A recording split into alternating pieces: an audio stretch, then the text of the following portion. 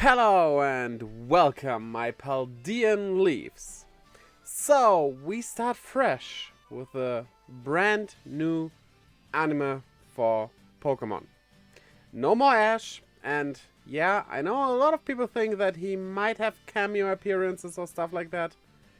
But quite honestly, I think we are in a completely new universe here, and there will be no Ash. But that's something we have to see. And I am very excited to see what they do with this new show. So let's pedal back to the old show and see how the anime could look if Ash still was the protagonist. First off though, I did a video on which Pokemon Ash is likely to catch if he would travel through Paldea, and I'm kinda basing this on that video. So the Pokemon Ash catches in that video will be the Pokemon he catches in this video as well. Or should I say video series, because writing the script I noticed this turns out to be a bit longer, so this is just part 1 of what that anime could look like. So I hope you do enjoy it. You can show me that by clicking like, of course. I mean, just asking for a friend. And, well, look forward to part 2, which comes out later. First thing is, I will take some liberties with the story, because that's just what the anime does. And thus, Ash arrives at the school directly. Yeah, we skip the whole intro part, because why would you have that? He just goes over there by plane, I guess, like he did in Alola. There's no land connection between Japan and Europe, after all.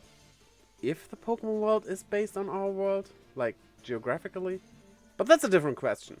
But yeah, and as he arrives there, he first meets his new Pokemon. Yeah, there's a Sprigatito roaming around the streets, stealing food and stuff. And it's one of those episodes. Yeah, basically just like the Score Bunny episode, just different. But the base plot being the same. It is in need of food, and it picks up fights with the residents and stuff, and he befriends it and catches it. And after that, well, I guess that's for the first episode, and we move on to the second episode. I'm not gonna name everything as an episode, just for the beginning here, that works. And in the second episode, he does meet his 2 new companions, which are Sally, whose name comes from salt in Spanish, which is sal, and she has a Fido with her, and basically she follows Arven's plot. Not the sad dog story though. I decided to cut that story out because while I do really like that story, and it was really heartbreaking and heartwarming, I think the anime would probably do something different here. And there's also a reason why I chose not Arven, Nemona, and Penny as the companions, because with their storylines I don't think it would really work. They will still be in here somewhere, but they differ. Like all the game characters do in the anime, mostly. Some are kind of the same. Oh well, second companion would be Estre, which is from the Spanish word estrella, meaning stars, and he is a former Team Star member. He also has a Pawmi with him, and, well, the Pokemon he will get will be based around the types that the Team Star base members use. So, except Pawmi, of course, that's electric, that's a gym, but there are only 5 bases, so he gets 5 additional Pokemon, forming that team of 6. His goal is to take down Team Star because he thinks the way they are doing things, albeit trying to do the right thing, are kinda wrong. And, well, thus he meets Ash, and they just travel together. All 3 of them. And, yeah. This is basically the episode where you get to know the characters, and that's it. And setup done, and no more mentioning of episodes after this. Probably. So, the baseline thing about this season of the anime will be that they kinda travel around while always returning to the school. Basically like they did in the Alola season. So yeah, we have had a school already in that, but the school is grand in scale as it is in the games, obviously. So yeah, their first way is to the Cortondo gym, and on the way there though, Ash already meets his second Pokemon, which is a Cyclozar. Yeah, from time to time he does ride on it, but I figured that it would be weird to put the legendaries in this as well. And that's a little problem we would have with this anime. Because there are some things I could have done here, or they could have done with that. Either give Ash a Miraidon or Koraidon, but giving him one over the other, that just seems weird. And thus I gave him a Cyclozar, but he has two companions who could get Miraidon and Koraidon. But then his companions would have legendary Pokemon, while he doesn't, as the protagonist. Also a bit weird, even though they don't battle. Well, they will meet those two somewhere, of course, because you have to include them. But I'm gonna handle that different. For now, he has a Cyclozar, and every time they run around on a Cyclozar, the other two just have rentals or something. It's not really important that he rides on it, just important that he has one. Basically as a nod on how you ride on Miraidon or Koraidon, depending on the version. So, yeah.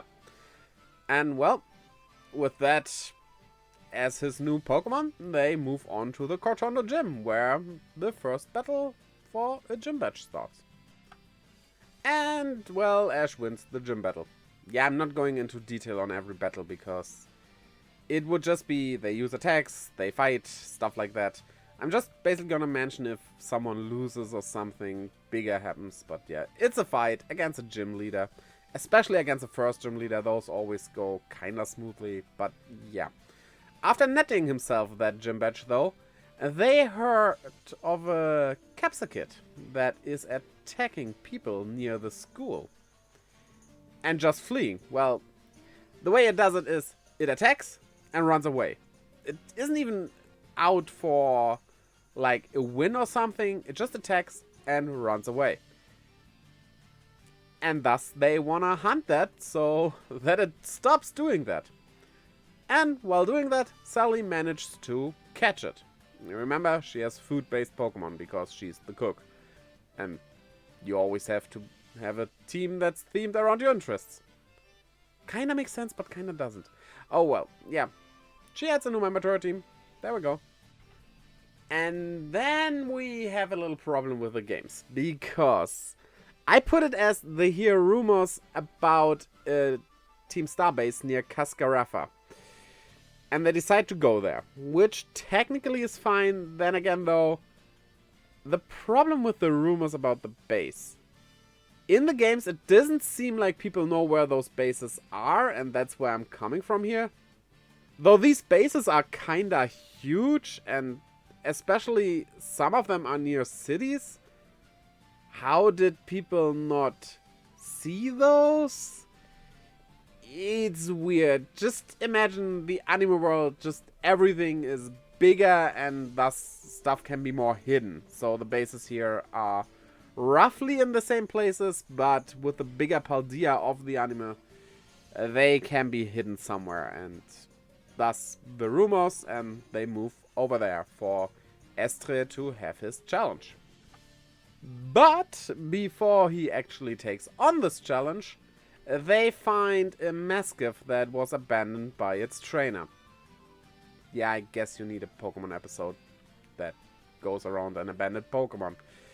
It's just how the show works, but it doesn't have to be a fire starter all the time at least, right? So yeah, it's a Mastiff for this one, and well, Estre adopts it. And then they move on to the Dark Crew challenge. But I think we need to change the challenges. Because the Let's Go command doesn't really translate all that well into the anime format. So basically how this will work is everyone just sends out their Pokemon and the 3 of them battle those together in a wild battle royal style thingy. Kinda like that, mixing in the Let's Go command a bit, but not too much. And then Giacomo appears and, well, Giacomo against Estre. Estre, of course, winning. And Giacomo, befriending him again, well, tells him where the other bases are. So he can challenge them when they get near them, because he talks to Giacomo and kinda they come to an understanding of how the ways Team Star is doing things really isn't good anymore. And thus the Dark Crew is disassembled and, well, a lot more knowledge is gained, but this is an anime. The world might be in danger, but no worries. But I want to mention episodes again here. Because just as the episodes end, rocks fall from the sky. Cliffhanger. Yeah, probably you know what's coming up, but yeah, they see a giant flying Pokemon. What could that be, right? Well, of course, they follow the trail of rocks where they actually meet Arven. And Arven is someone Sally really looks up to. The way I put Arven, Nemona, and Penny here is that they actually already graduated. So that they are off the school, but just barely.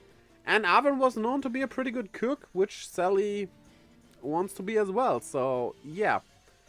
He does tell them about the Bombardier.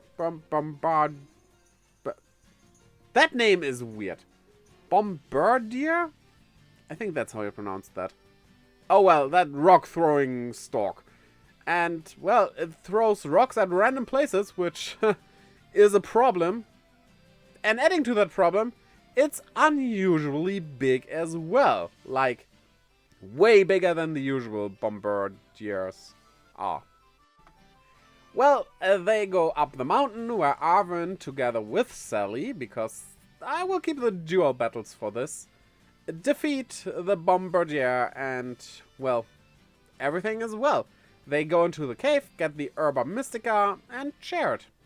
Also, Sally gets a new Pokemon here, because Arven earlier caught a Smoliv, but doesn't really get along with it, and doesn't know what to do with it, so he thinks, well, maybe it vibes more with Sally. And thus, she has a second Grass-type Pokemon.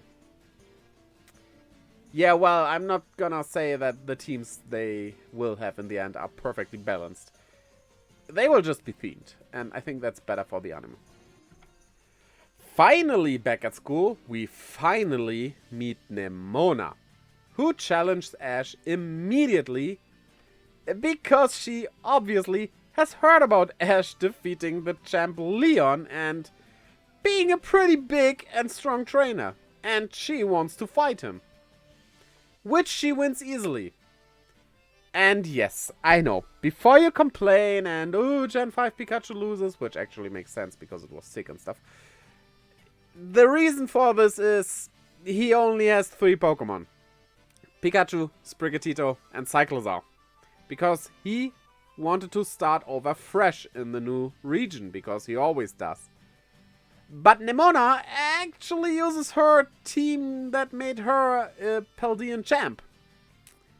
So it's kind of off balance here. Pikachu does a pretty good job, but it's basically like versus 6 Pokemon, so it doesn't stand much of a chance here.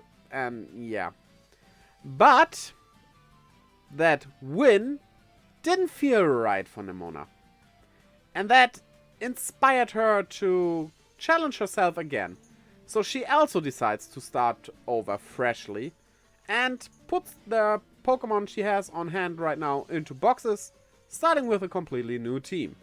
Kinda like she does in the games, though we do see her champ team, which was severely missing in the games, sadly. I wanted to see what made her champ. We know she had a Taurus. But yeah. Also, she tells the 3 that Clavel wants to see them because he apparently has something for them. And I guess you know what that is. Yeah, being impressed by what they did so far, they get their Terror Orb. Which, well, obviously they need to have. The good thing about the Terror Orb is that, well, it can be used on every Pokemon. That was a problem with the previous gimmicks, except the Z moves. Those worked well as well. But, like, the Mega Evolution and Gigantamaxing, albeit not Dynamaxing, weren't that well included into the anime, I think, because Ash needed the right Pokemon for those. But with the Terrestrializing, well, every Pokemon goes. They don't even need specific items on them. It just needs to be activated, so that's great. Moving east to the next gym, well, a lot of things happen. First off, there's a Fuecoco that steals Ash's food and something else from him by basically falling on his head. That is weird. Fuecocos normally don't fall out of the sky.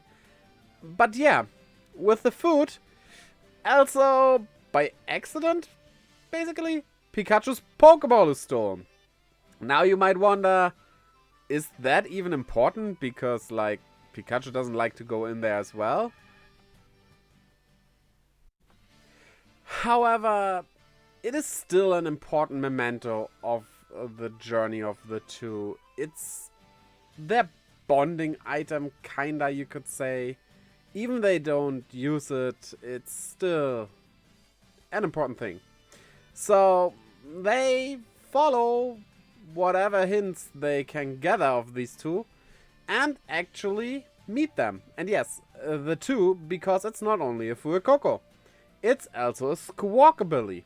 And their whole scheme is that the Squawkabilly takes the Fuecoco up into the skies and lets it fall down on people's heads, though they are startled, and then they can steal their food. Which is, well, kind of funny, but also kind of interesting. So, that's why I came up with that. Of course, they battle them, because that's how Pokemon do. But in the middle of the battle, well, the Fuecoco and the Squawkabilly just stop. They fall over. They faint. Because they are very hungry. Nurse Joy does tell them that they are pretty weak, not having eaten much. So even if their scheme kinda works, it doesn't give them a lot of food. Not nearly enough. Also, in general, they seem weaker than other kinds of their species. So that's why they probably weren't able to get food in the normal way. Thus, Ash basically takes them both in, yeah, catching 2 Pokemon in one episode. I have no idea if that ever happened, honestly. And he promises them to make them strong and to always keep them fed. To which Sally says, with a smile, that they will get a lot of tasty sandwiches. Because we have to include the sandwiches here, right? As the Gala season did include the curry. The Gala season didn't include that much curry. Well, and with that, they do that immediately, setting up camp and making some sandwiches as a Charcadet attacks them. Oh no! That's not good. Well, Esre takes this on and defeats it, realizing he knows this Charcadet from somewhere. Yes, this actually belongs to Mela from the Fire Squad. So he does not catch it, because it's already in possession of a trainer, but takes it with him, as Mela is close to this location. So, well, instead, we go to the Artisan Gym, because, well, that's closer. But he keeps the Charcadet around so that they can bond a little. That is important, that part. I think you know where that goes.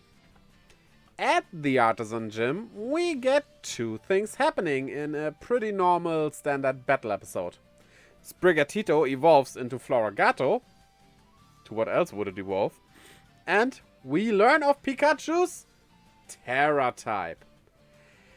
And let's be honest here, There are only two types that are really feasible for this. Water or flying. Both types that Ash technically will have on the team in the end. But ultimately I decided for the flying Pikachu because I think that's a bit more iconic. And also the event Pikachu you got back in the day when the game's released. Is that still up? I have no idea, I got mine. And yeah, I thought with the balloons and stuff, it also looks much cuter. That's saying it might change later on, who knows, because you can change Terra types. But for now, Pikachu is a flying Terra type. So, now get the Charcadet back to the Fire Squad and Mela, right? To change that. Nope, a giant Claw attacks them.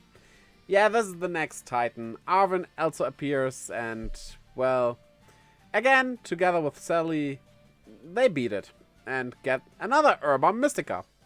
As you do.